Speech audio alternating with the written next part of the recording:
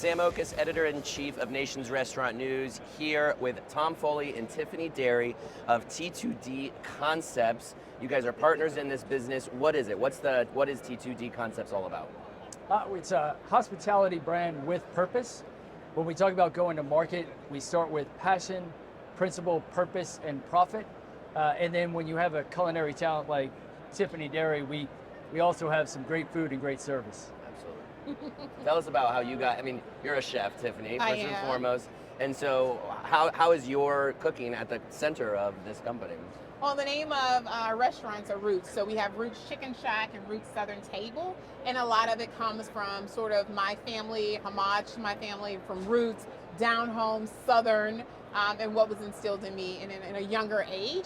And what that means to be around the table, the conversation, the love, not only food, but nutritious food from my family. We had a garden. And so there's a lot of stories that we weave in between both restaurants for Roots. Okay, so Roots Chicken Shack is the one that you guys see scaling potential. Correct. Or is the other Roots also going to be scaled? Do you want to grow that one as well? Slow down. Roots Southern Table is doing incredible, and we get a lot of write-ups about it. It's right now we're up for a James Beard for that, and all of that's great. But Roots Chicken Shack is the one that we see with the most potential to grow, most scalable, and the one that will also allow us to do other things. Roots Southern Table requires the touch, the chef's touch, Tom's touch, being there, touching tables, doing some of those things that make it very personal. Sure. So Roots Chicken Shack, what is it about that brand that you think could be scaled into other communities? Well, we've seen it already. We have now 2 Roots Chicken Shack. We have one in Plano and one in Austin. And we've been able to see from that very first one how it has grown over time and the demand that we get from our guests. They're loving it. They're wanting more. Everyone's calling, hey, how can we get a Roots Chicken Shack in our city? How can we get some of that duck fat fried chicken? And so, we know we have something special. We also know that in order to operate it, it's not as big. The footprint itself is small. Labor purposes, not very much. And even in food costs, it's not a large thing to really do. Right. Yeah. Tom, tell us about the potential that you see in that brand too, because you call yourself pens and paper to pots and pans for Tiffany. That's right. You clearly saw potential in this brand too. Yeah, as Tiffany said, it's a tight concept, small footprint. You can drive pretty significant AUV from it, and then we're mission driven. So thinking about creating opportunities for people that are from historically marginalized communities, historically red line districts. They face a few different challenges. We see their challenges as twofold: money and education. And we've got a model, and we recently just launched or announced our 3rd location that solves the problem on the money side. And as Tiffany and I have been working on recently, creating the online curriculum to solve the education side, really socially driven model. Yeah, tell me more about that. I love this growth model because you don't see a lot of that out there. We were talking earlier about certain assets you have to have in order to be able to franchise, credit score, things like that. So to break down what you're looking for in a franchise partner, and why is this important for you guys to pursue that model? Teasingly but accurately, what we want to say is, do you have $25,000 or less in the bank? Is your credit score 625 or lower?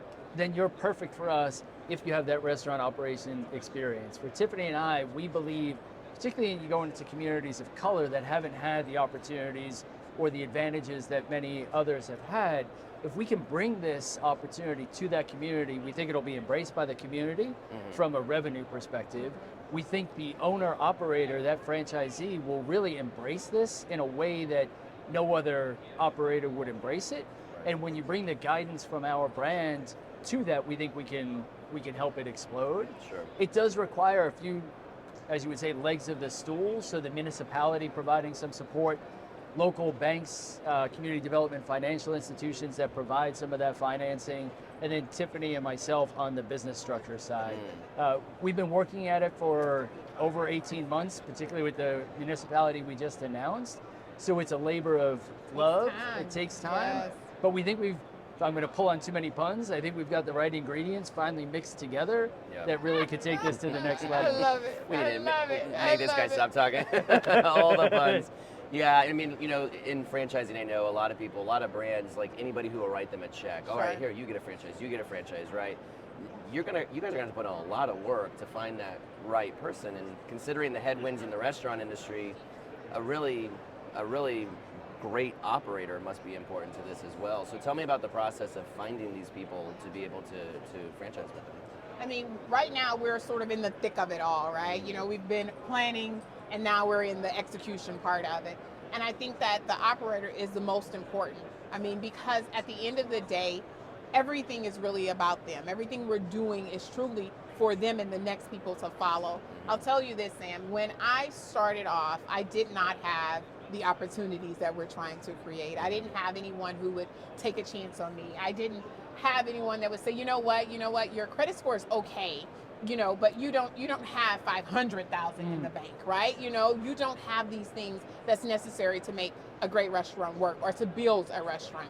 Yeah. I have been working in the restaurant for years. I understood what it took to run a restaurant because I had did it for so many different people, but never getting that chance. And so what we're creating is that same thing so that everyone across the board, if you have the skill, if you have the passion and the love, the opportunity is there. Strikes me that this model could change communities, right? And it certainly could change families and these people who you're partnering with. Yes.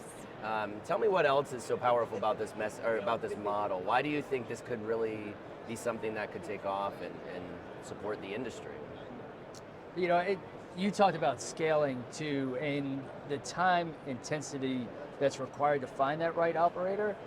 We think as we really look at scaling, if we're thinking pie in the sky, scaling nationally, that you'll work with developers, area developers, on what we're targeting as a 10-to-1 ratio. So that for every 10 units that you may open in a more traditional model, you're finding that one operator that didn't have that opportunity and putting her in a position of power. Certainly understanding that we believe a community will embrace that. Mission driven is going to attract an additional component. Tiffany said duck fat fried chicken. The food is amazing, right? The French fries are amazing. We're not worried about that. When you add the mission driven component in those communities where there's truly a hunger for it, we think that's going to create a loyal customer that we haven't seen in the industry. Right. I imagine it must be important to have a restaurant operation that's pretty streamlined, right? Because I mean, any more today, you need to just for the cost purposes, but also just to be able to have these partners be able to come in and execute. How have you, especially coming from a chef background, really wonderful high-level restaurant experiences, how have you created a model that is replicable, is efficient, is streamlined, and can be scaled? So I came from the very first restaurants that I was in was really a corporate-driven job.